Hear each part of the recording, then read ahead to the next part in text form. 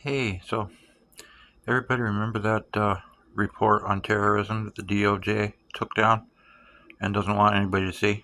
Well, I managed to get access to it and copy it. And so I'm going to read page one here.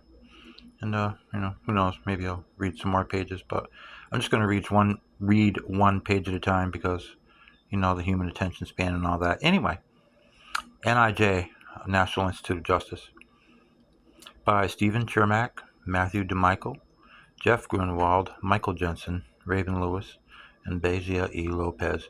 NIJ-funded research projects have led to a better understanding of the processes that result in violent action, factors that increase the risk of radicalizing to violence, and how best to prevent and respond to violent extremism.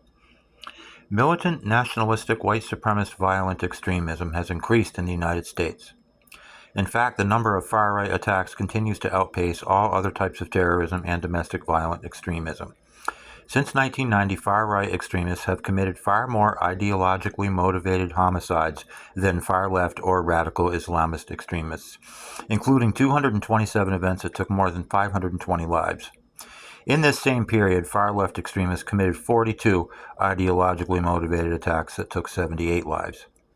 A recent threat assessment by the U.S. Department of Homeland Security concluded that domestic violent extremists are an acute threat and highlighted a probability that COVID-19 pandemic-related stressors, long-standing ideological grievances related to immigration, and narratives surrounding electoral fraud will continue to serve as a justification for violent actions.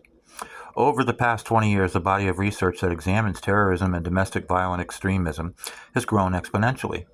Studies have looked at the similarities and differences between radicalization to violent domestic ideologies and radicalization to foreign extremist ideologies.